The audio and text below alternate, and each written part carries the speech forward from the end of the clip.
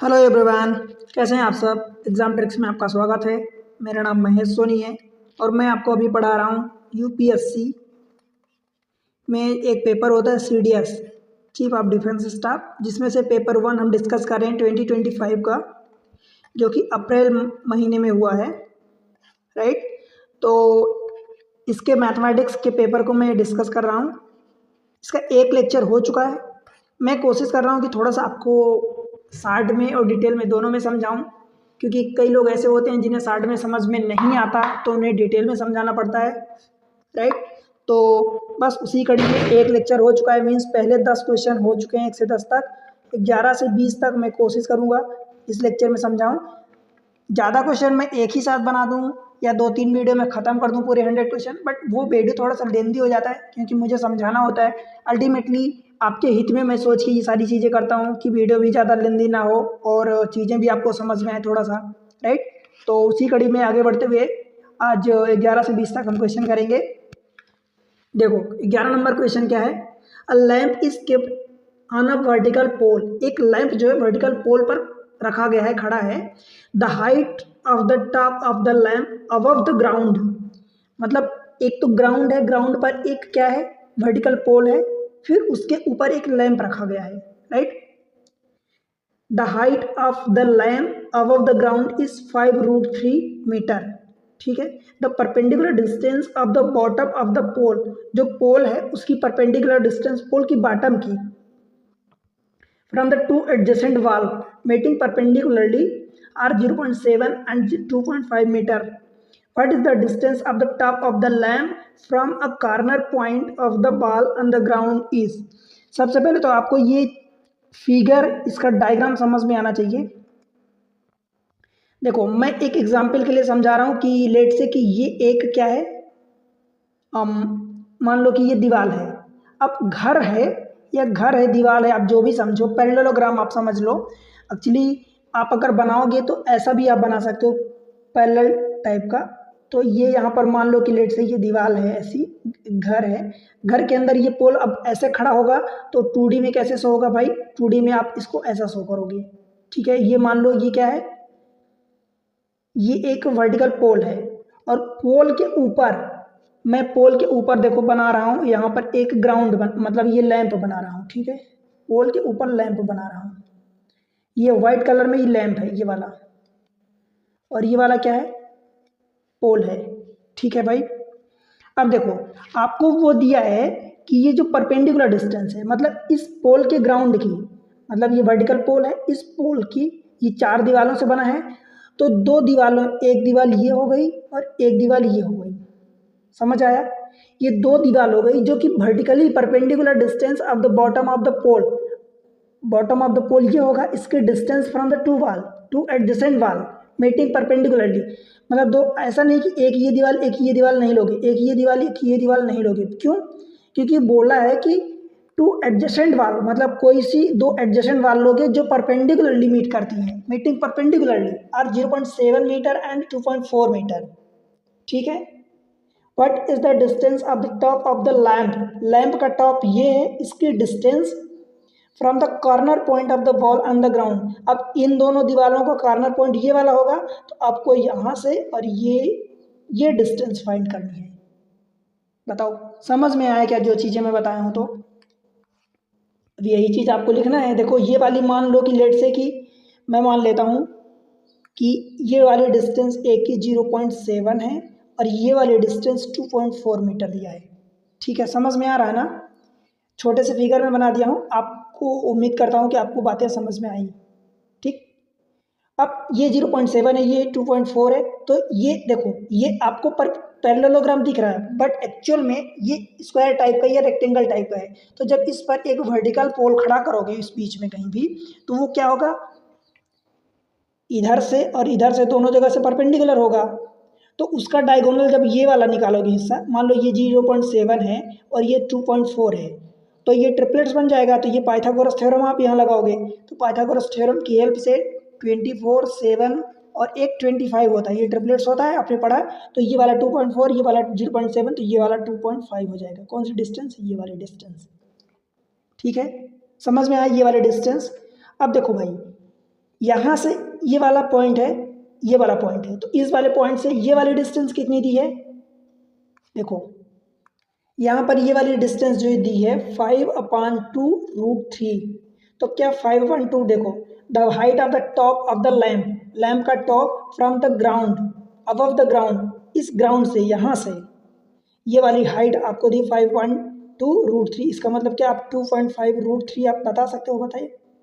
ठीक है, हो गए, होगी। और ये वाली डिस्टेंस आपने कितने निकाली, ये वाली डिस्टेंस 2.5 निकाली। ठीक है, अब मुझे ये बताओ कि ये एक बेस होगा और ये एक परपेंडिकुलर होगा, तो ये वाली लाइन जो होगी ये क्या होगी, हाइपोटेनियस होगी इस बड़े वाले ट्राइंगल में। ठीक है, अब जब एक 2.5√3 है, एक 2.5 है, तो आपको पता है कि 1√3 एंड 2 का ट्रिपलेट्स एक होता है पाइथागोरस थ्योरम में। तो भाई यहाँ 2.5 इंटू 1 यहाँ पर है, इंटू यहाँ पर √3 है, तो इसमें 2.5 इंटू 2 हो जाएगा। दैट मीन्स कि ये वाली लेंथ 5 हो जाएगी, और यही आपसे पूछा है। तो ऑप्शन कौन सा हो जाएगा, बी करेक्ट आंसर। ठीक है, देखो मैं छोटे में समझा दिया हूँ बहुत बेहतरीन तरीके से। आपको बस यही समझना है कि ये जो बेसिक दीवार, जो दीवार है, तो दीवार ये आपस में 90 डिग्री के एंगल पर बनी है। ये 90 डिग्री के एंगल पर बीच में एक पोल खड़ा करोगे ऐसे वर्टिकल। मैं यहाँ पर 2D में नहीं समझा पा रहा हूँ, तो इसलिए मैं इसको ऊपर बना दिया हूँ, ठीक है, समझने के लिए। तो जब ये 2.4 जो एडजेसेंट टू परपेंडिकुलर दीवार थी, वॉल थी, तो ये 0.7 2.4 है, तो ये पाइथागोरस मतलब ट्रिपलेट्स की हेल्प से हमने ये निकाल लिया 2.5। अब एक ये निकल गया, यहाँ से ये वाली अपने को परपेंडिकुलर 5/√3, 5.2 इंटू √3 दिया था, तो 2.5√3 इसकी हेल्प से आपने निकाल लिया दूसरी वाली। तो आपकी ये हो गई 2.5 इंटू 2। ठीक है, समझ में आ गया ना। चलो अगले सवाल पर चलते हैं। Question number next 12। C is the center of the circle of a radius 20 centimeter. AB is a chord of a length 32 centimeter. AB is a chord of a length 32 centimeter. E is a point on AB such that CE is equal to 13. What is AE into EB? सबसे पहले जितना बोला है हम उतना बना लेते हैं। हमसे बोला है कि C is the center of a circle, तो सबसे पहले हम एक सर्कल ड्रा कर लेते हैं। मान लो कि मैं एक सर्कल बना दिया, राइट। अब क्या बोला है, C is the centre of a circle. अगर मैं इसको सेंटर मानूं तो सेंटर से एक जो पास होती है लाइन उसको क्या बोलते हैं, डायामीटर। ठीक है, ये पॉइंट सेंटर C है, राइट। आगे क्या बोला है, AB इज अ कोड ऑफ अ लेंथ 32 सेंटीमीटर। तो मैं यहाँ पर एक कोड बना देता हूँ जो 32 सेंटीमीटर का है। बताओ भाई, ठीक है। यहाँ पर अब ये अगर सेंटर C है तो ये वाला देखो कितना दिया, रेडियस 20 सेंटीमीटर, तो ये इतनी लेंथ 20 होगी और ये वाली लेंथ भी 20 सेंटीमीटर होगी। अब इस पॉइंट से जिस दिशा में निकालोगे सब जगह रेडियस 20 ही होगी। ए बी इज अ कोड of a length 32, A B हो गया लेंथ 32। मतलब अगर मैं यहाँ से परपेंडिकुलर ड्रा करूँ,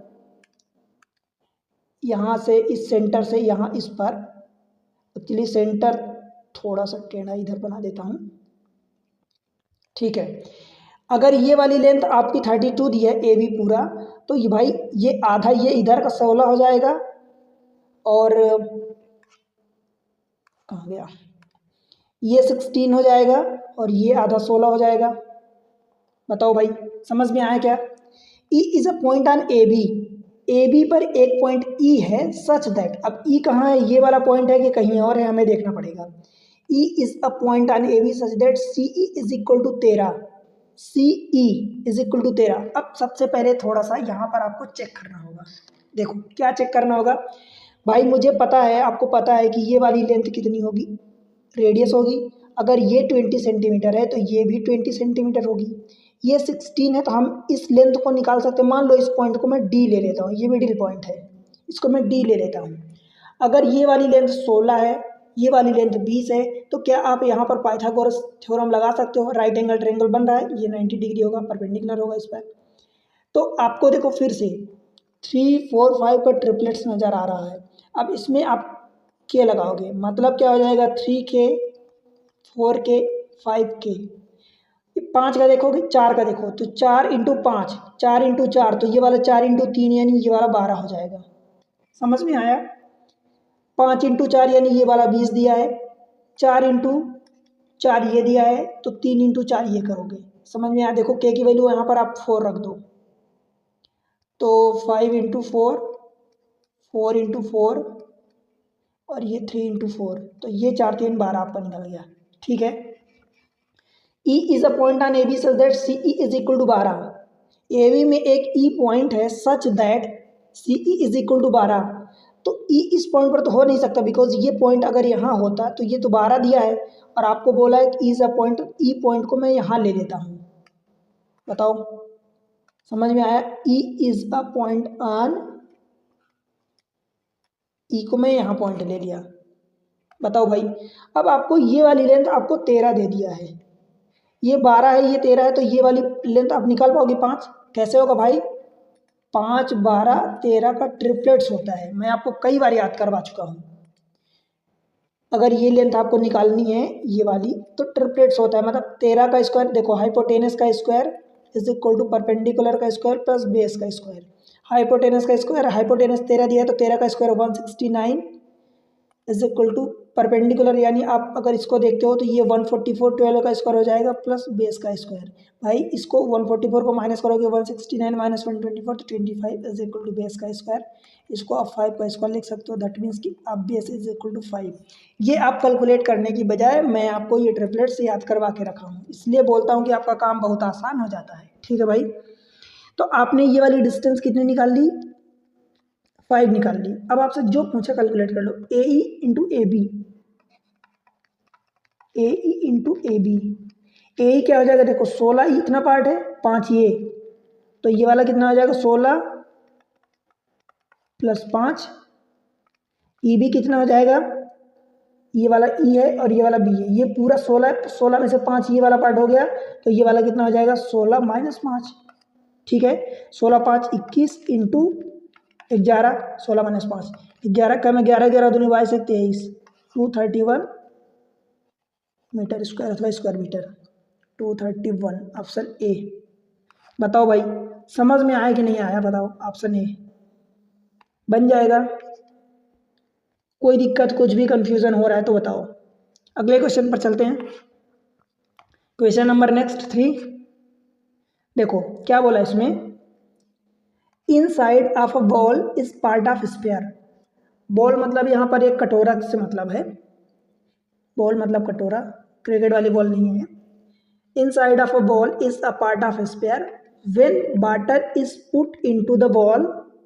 जब वाटर बॉल के अंदर पुट किया जाता है, डाला जाता है, to a depth of D, the water surface become a circle of a radius 2d। What is the radius of sphere? देखो मैं इसको थोड़ा सा फिगर बना के आपको समझाता हूँ ताकि आपको समझ में आए। क्या बोला है यहाँ पर कि inside of a ball is part of sphere, तो मैं एक स्फीयर जैसा बनाता हूँ।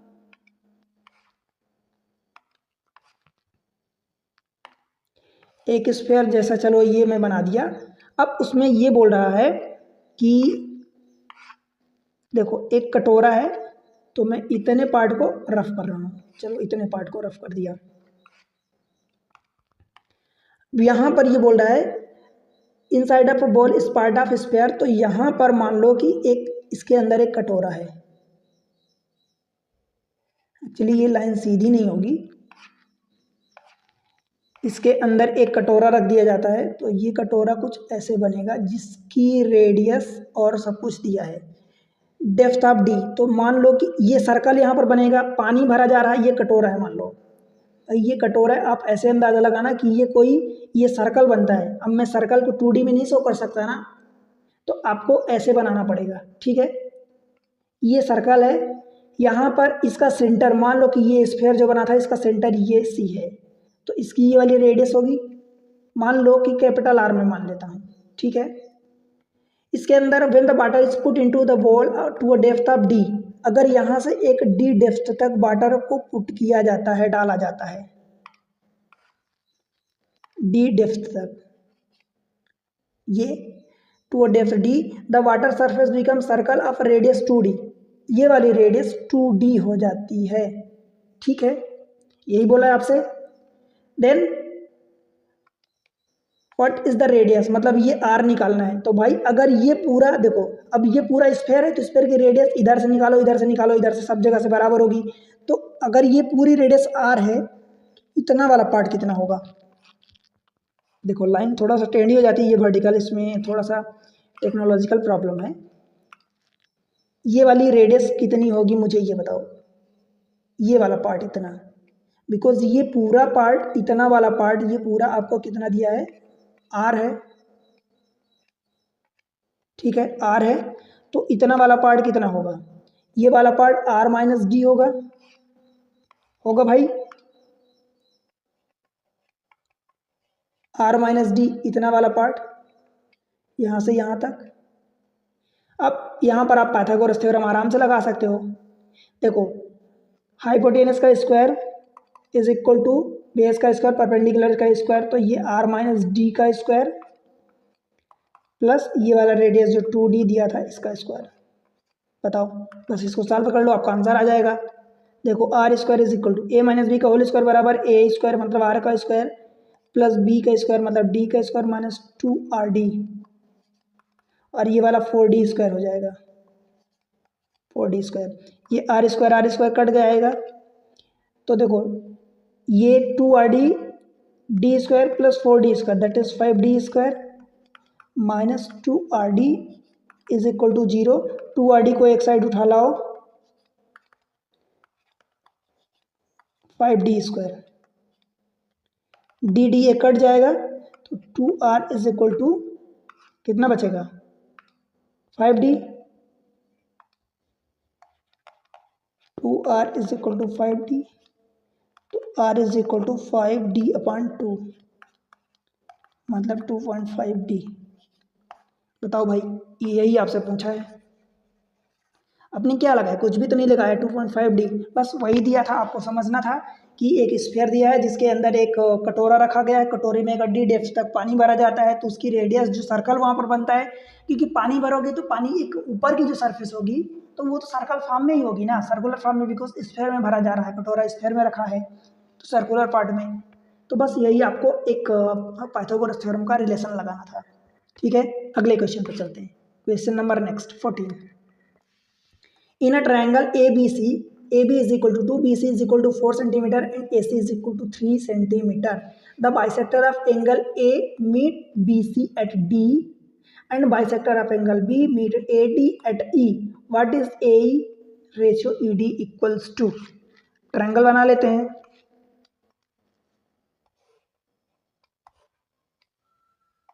मैं ये एक ट्रायंगल बना दिया, ठीक है, ये मान लो कि ए बी सी हो गया, ये रहा ए, ये रहा B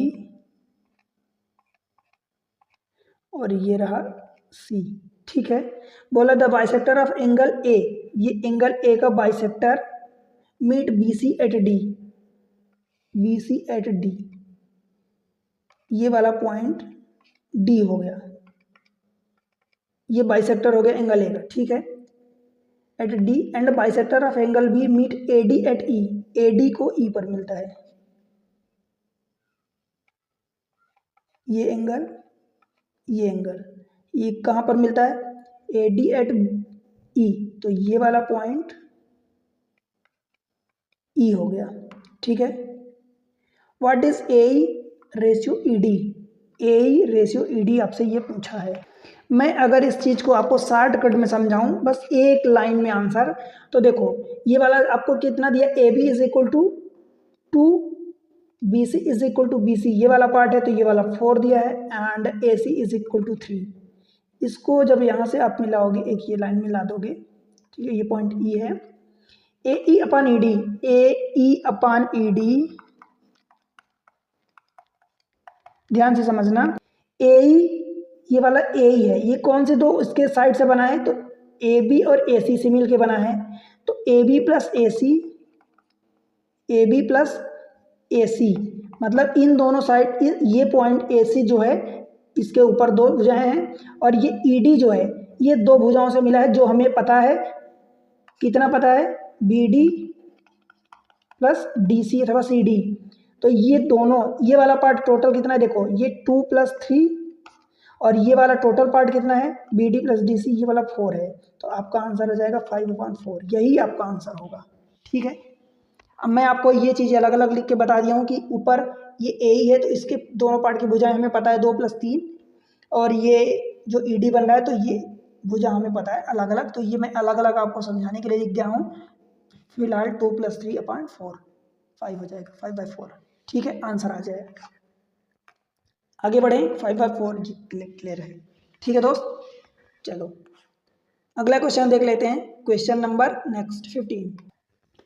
In a triangle ABC, the bisector of angle A cut BC at a D, AB plus AC is equal to 10 and BD ratio DC is equal to 3:1, then what is the length of AC?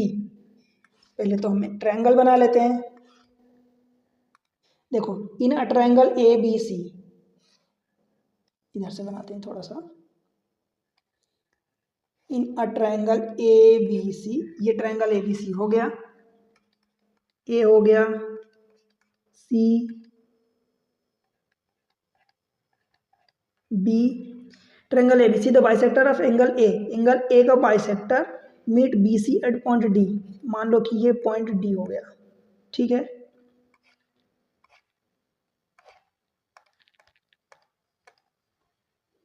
Point D, right, angle A का ये bisector है। अब देखो क्या जो बोल रहा है हम वो चीजें कर लेते हैं, बस उतना ही करेंगे जितना वो बोल रहा है, हम कुछ एक्स्ट्रा में थोड़ी करते हैं भाई। क्या बोल रहा है यहां से, ए बी प्लस ए सी बराबर, ये आपको 10 दिया है, इतना आपको दिया है। देखो यहां से B D ratio D C 3:1। आपको गवर्नर एक चीज बताऊं, देखो जिस रेशियो में ये वाला पार्ट काटेगा, इन दोनों को बी डी अपन डी सी लिखोगे, वही रेशियो ए बी अपन ए सी होगा। कहने का मतलब कि अगर ए बी अपन आप ए सी निकालोगे, सेम चीज बी डी अपन डी सी होगा। ये, या इसी चीज को मैं ऐसा लिखूं, तो देखो A B upon B D, पहले वाले का पहले से, दूसरे वाले का दूसरे से, तो आप ऐसा भी लिख सकते हो, A B upon D B D. देखो A B upon B D is equal to A C upon D C, A C upon D C, same चीज़ इसको देखो, बी डी को मैं इधर ला दिया, ए सी को उधर पहुंचा दिया, सेम चीज़, मतलब करस्पॉन्डिंग रेशियो सेम होता है। तो अगर 3:1 के रेशियो में यहाँ है तो यहाँ भी 3:1 के ही रेशियो में होगा। बताओ भाई, अब ये टोटल देखो, अब इसको आपको पता है कि ये वाला पार्ट और ये पार्ट मिला के ए बी प्लस ए सी आपको 10 दिया है, आपको नहीं पता एक्स मान लो, तो 3x plus x is equal to आपको 10 दिया है। देखो यहाँ से ए बी प्लस ए सी यहीं लिख दो, 3x प्लस एक्स बराबर 10, 4x बराबर 10, तो x बराबर 10/4 यानी 2.5 आ जाएगा। अब आपसे देखो क्या पूछा है, लेंथ ए सी लेंथ, तो आपको x ही बताना है, मतलब x यही 2.5 हो जाएगा, x इज इक्वल टू 2.5। बताओ भाई, समझ में आया क्या? ऑप्शन ए हो जाएगा, बनेगा। क्लियर है? कोई दिक्कत, कोई डाउट? आगे बढ़ते हैं। देखो आपसे रिक्वेस्ट है भाई, आपके लिए मेहनत कर रहा हूँ, वीडियो बनाता हूँ, बहुत मेहनत पड़ती है सारी चीज़ें आप तक पहुँचाने में। आप लोग वीडियो को लाइक करो, चैनल को सपोर्ट करो, चैनल को सब्सक्राइब करके अपने दोस्तों के साथ शेयर कर दो, जितने भी आपके पढ़ने वाले कॉन्टेक्ट में हैं, जिनको ज़रूरत है सब जगह पहुँचा दो। और एक प्यारा सा कमेंट मेंशन करके बताओ कि आप वीडियो कहाँ से देख रहे हो, कहाँ कितना आपको समझ में आ रहा, और पढ़ाने का तरीका आपको समझ में आ रहा कि नहीं आ रहा, इससे फ़ायदा हो रहा कि नहीं हो रहा, आप कौन से एग्जाम को टारगेट कर रहे हैं, राइट। चलो अगले क्वेश्चन देखते हैं। Question number 16, in a triangle A B C, A B plus B C is equal to 7.1, right. एक ट्रायंगल है, ये रहा, मान लो कि ट्रायंगल हो गया ए बी सी, जिसमें A B plus B C, मतलब दो साइड दिया है, एक ए बी और बी सी दो साइड है। लेट से ए के सामने की साइड को मैं ए मान लेता हूँ, बी के सामने की साइड को बी मान लेता हूँ, सी के सामने की साइड को सी मान लेता हूँ। तो A B plus B C 7.1, किसी भी दो साइड, फिर दो साइड का सम अलग दिया है, और फिर दो साइड का सम ये दिया है। चलो ए बी मतलब मैं मान लेता हूँ कि ए बी कौन सी साइड है, सी प्लस बी सी मतलब कि ए इज इक्वल टू 7.1। अब एक्चुअली मैं आपको यहाँ से ये समझाना चाहता हूँ कि भाई A B B C C A B, मतलब ए बी बी सी ए तीन ही साइड दी है, ट्रायंगल में तीन ही साइड है, तीन में से दो दो साइड का सम अलग अलग दिया है। कुल मिला के आप आंख बंद करके किसी को भी ए प्लस बी लिख दो, ए बी प्लस सी लिख दो, सी प्लस ए, ठीक है। और अगर आपको ये समझना है कि ऐसा लिखना है तो फिर ये देख देख के लिखो, बी सी वाली ए, और फिर सी ए मतलब कि यहाँ से फिर बी इज इक्वल टू आपको 12.1 दे दिया है, एंड सी ए मतलब बी, और ए बी मतलब सी, ये आपको दिया है 7.2। अल्टीमेटली आपको समझना क्या है भाई, यहाँ पर साफ समझना ये है कि दो दो साइड का सम दिया है, तो जब आप इन तीनों को ऐड करोगे, लेफ्ट लेफ्ट को राइट राइट को, तो 2 टाइम्स ऑफ मिल जाएगा आपको A plus B plus C is equal to, जोड़ दो, देखो 12 और 7 दूनी 14, 12 कितना हो जाता है 26.2, 1 3 1 4, 26.4, बताओ, ठीक है। तो यहाँ से a प्लस बी प्लस सी की वैल्यू आप निकाल सकते हो क्या, 2 का डिवाइड कर दोगे तो ये 13.2 आ जाएगा, ठीक है भाई। अब देखो आपको क्या निकालना है, what is the area of triangle. अब ट्राइंगल की एरिया जो इस केस में होती है आपकी होती है, एरिया जो होती है S into S minus A, S minus B, S minus C. S क्या होता है, एस जो होता है सेमी पेरीमीटर होता है, सेमी पेरीमीटर, अर्ध परिमाप, ठीक है। तो भाई A plus B plus C हमारे पास निकल आया, A B, A plus B plus C plus A corresponding है, तो क्या हम यहाँ से ए बी सी की अलग अलग वैल्यू निकाल सकते हैं, डेफिनेटली निकाल सकते हैं। कैसे, ए प्लस बी प्लस सी में से अगर ए प्लस बी माइनस करोगे या बी प्लस सी माइनस करोगे, देखो बी प्लस सी को माइनस करता हूँ तो ए की वैल्यू निकलेगी, इस 13.2 में से 7.2 माइनस करोगे तो 13 में से 7, ये 0.2 तो निपट जाएगा, कट जाएगा, 7 6 13, तो ए की वैल्यू 6 आ गई। फिर बी की वैल्यू आपको निकालोगे तो देखो यहाँ पर सी प्लस ए को माइनस कर दोगे, मतलब इसमें से 7.1 को माइनस करोगे तो ये 6.1 आ जाएगी। जब सी की निकालोगे तो सी की वैल्यू के लिए ए प्लस बी को माइनस करोगे, मतलब 13.2 में से 12.1 माइनस करोगे तो आपकी 1.1 आ जाएगी, ये आपकी वैल्यू आ गई। बताओ, अब आप सेमी पेरीमीटर तो आपका कितना निकल चुका है, देखो ये ए प्लस बी प्लस सी ये पेरीमीटर है, तो एस निकालने के लिए इसका आधा करोगे, एस क्या होता है ए प्लस बी प्लस सी अपॉन 2, सेमी पेरीमीटर होता है बिकॉज ये पेरीमीटर होता है, ठीक है। अगर पेरीमीटर को पी से रिप्रेजेंट करो तो 13.2 डिवाइडेड बाई 2 मतलब कि 6, 2 छक्का 12 और 2 छक्का 12, 6.6। ये जो भी यूनिट दी है मीटर में दी तो मीटर में आएगा, सेंटीमीटर में दिया है तो सेंटीमीटर में आएगा, ठीक है। बस अब इस फार्मूले में आंसर पुट कर दो, ये एरिया वाला फार्मूला। देखो स्क्वायर रूट के अंदर मैं क्या लिख रहा हूँ, एस, एस मतलब क्या आया आपका 6.6, एस माइनस ए मतलब 6.6 में से ए माइनस करोगे मतलब 6 माइनस करोगे तो कितना आएगा बचेगा भाई 0.6 बचेगा, इंटू एस माइनस बी, 6.6 में से बी माइनस करो 6.1 करोगे तो कितना आएगा 0.5 बचेगा, ठीक है।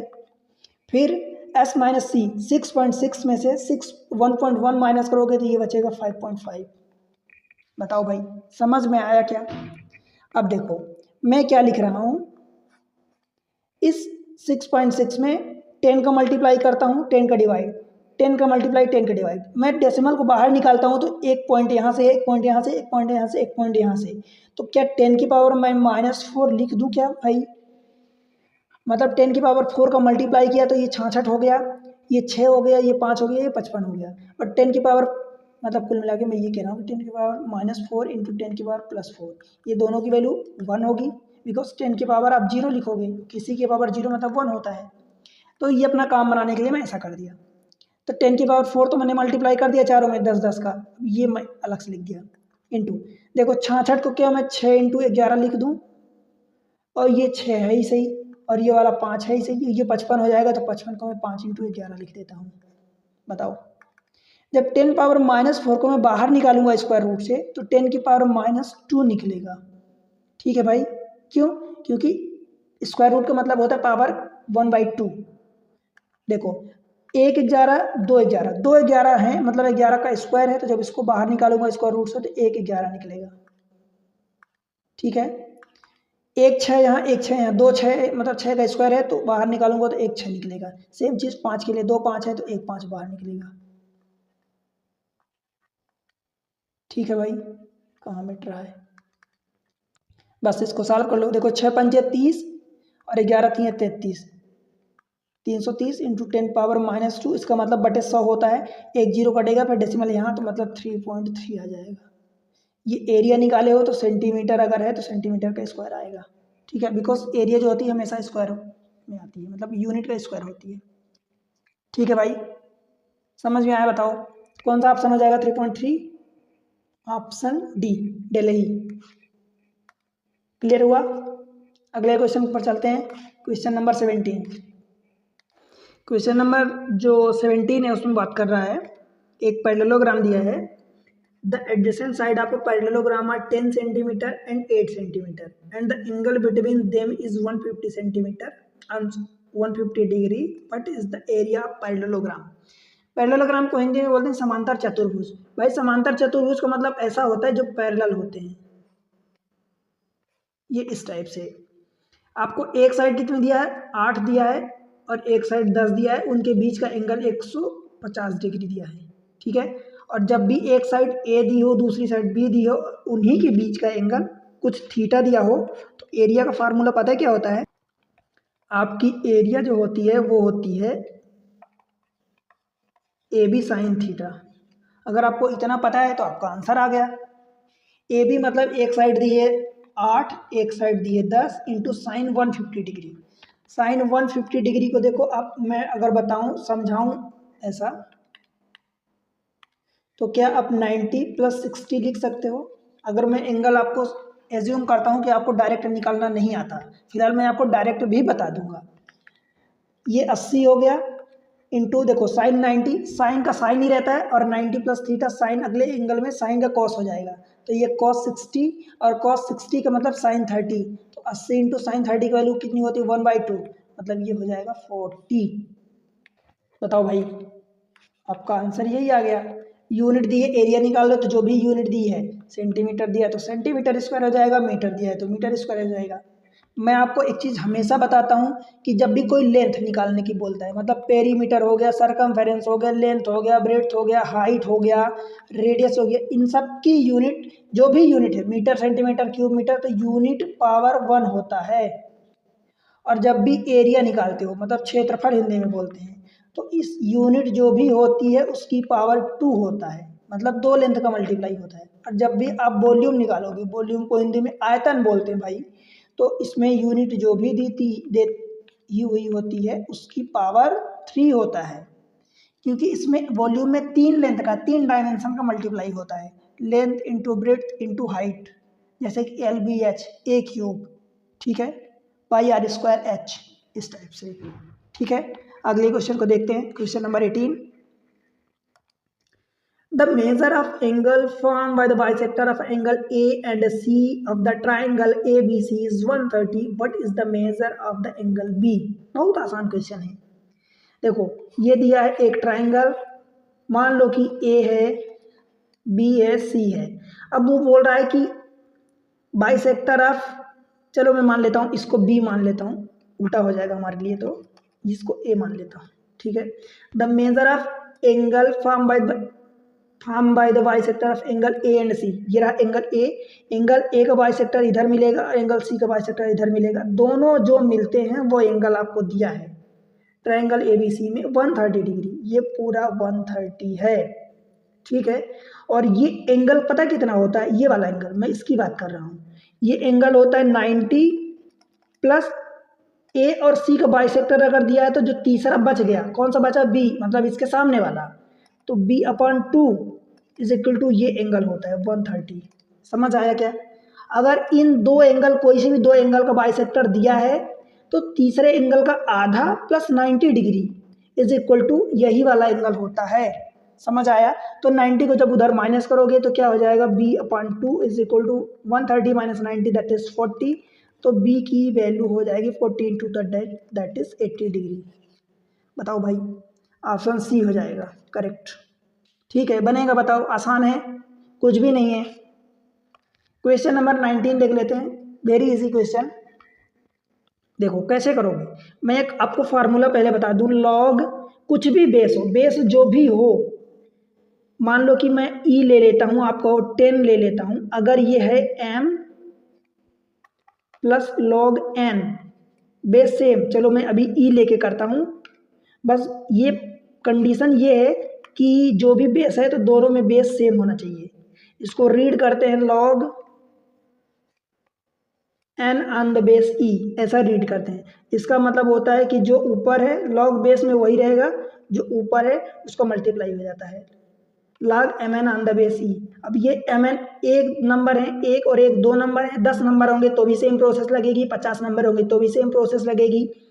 और एक फार्मूला ये होता है कि लॉग अगर जो भी यहाँ है और जो भी यहाँ है, अगर ये दोनों सेम है तो उसकी वैल्यू 1 हो जाती है। अब ई है तो भी 1 हो जाएगा, और 10 है तो भी 1 हो जाएगा, और मैं अगर बात करूँ तो ए है तो भी सेम हो जाएगा, 1 ही होगा।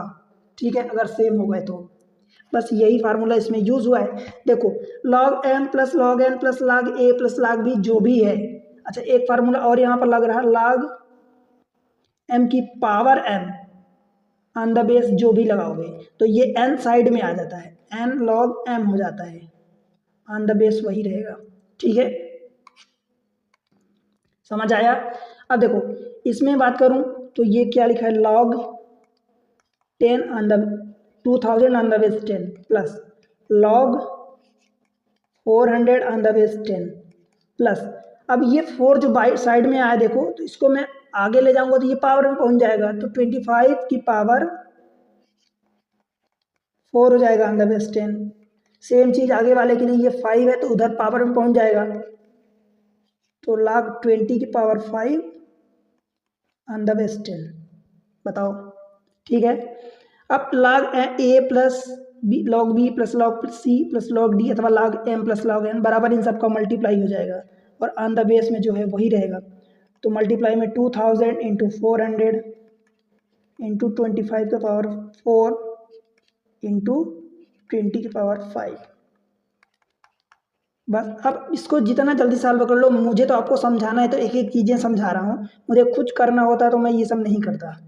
देखो 3 जीरो यहाँ है, 2 जीरो यहाँ, कितना होगा 10 की घाते 5, 5 यहाँ भी है तो 10 की घाते 10, क्योंकि आप इसको 2 इंटू 10 की पावर 5 लिखोगे ना।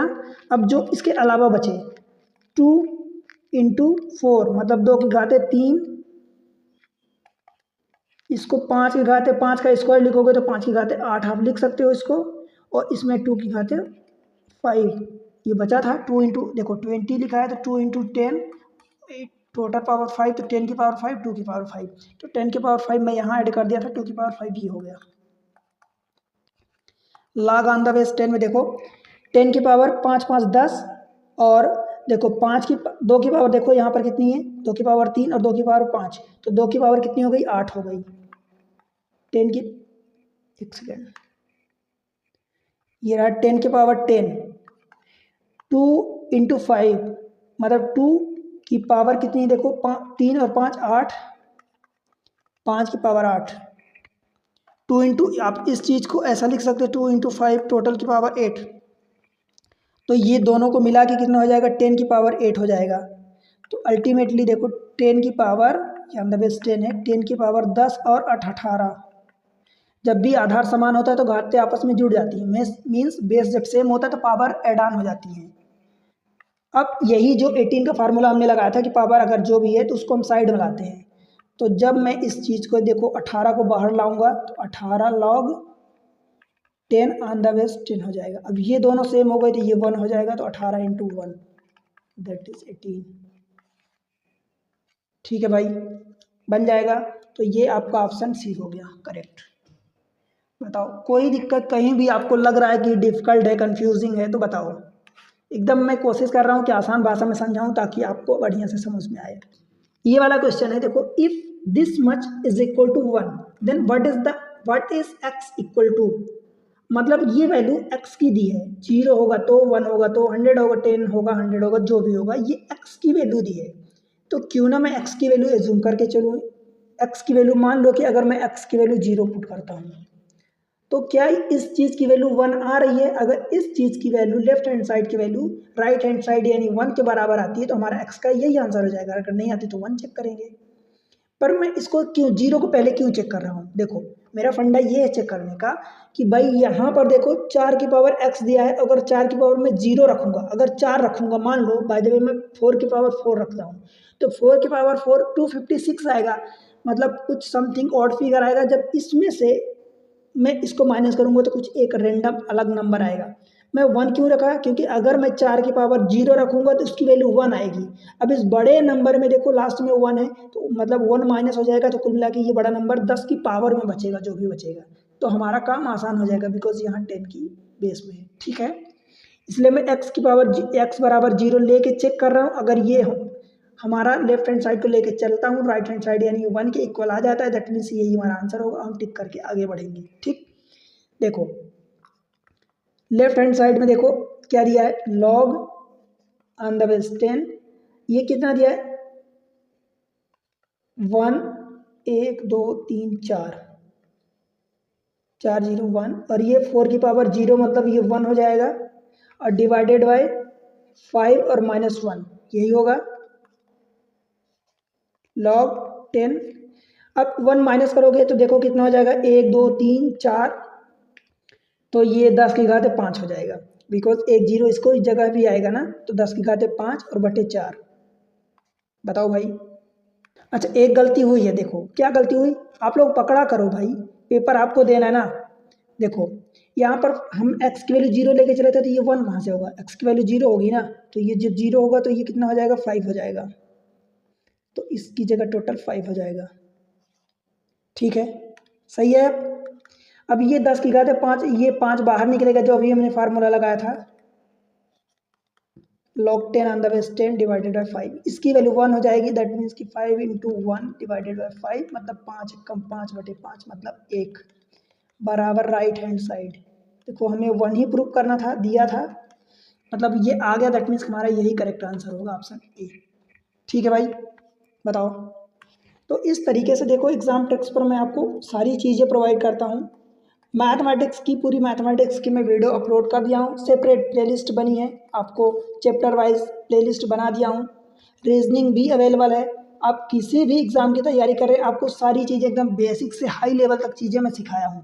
गारंटेड बोल रहा हूँ कि ऐसी चीज़ें आपको यूट्यूब पर फ्री ऑफ कॉस्ट नहीं मिलती, यहाँ तक कि आप पैसे दे के भी परचेज करोगे तो भी आपको एक साथ सिस्टमेटिक वे में नहीं मिलेगी। कुछ चीज़ें कभी कभी रैंडम मिल जाती हैं, बट आपको एक सिस्टमेटिक वे में नहीं मिलती, जिससे आपकी प्रिपरेशन कमज़ोर हो जाती है। आपको लगता है कि आपने पढ़ाई कर ली, बट जब वो क्वेश्चन आते हैं सामने तो नहीं बनता। मैं आपसे इतना सिर्फ कहता हूँ कि भाई चैनल को सपोर्ट करो। सपोर्ट कैसे करोगे, वीडियो को लाइक करो, चैनल को सब्सक्राइब कर लो, अगर नहीं किए अब तक तो अभी सब्सक्राइब करो, और अपने दोस्तों के साथ शेयर कर दो। ठीक है, सब जगह शेयर कर दो, जितने भी पढ़ने वाले आपके कॉन्टैक्ट में जिनको जिनको ज़रूरत है, और एक प्यारा सा कमेंट्स मेंशन करके बताओ जो भी जैसा आपका जो सुझाव है, जैसा आपको फील हो रहा है। राइट, बस इतना सा काम है, और मिलते हैं अगले लेक्चर में, फिर हम क्वेश्चन करेंगे। तब तक के लिए पढ़ते रहो, बढ़ते रहो, बाय बाय।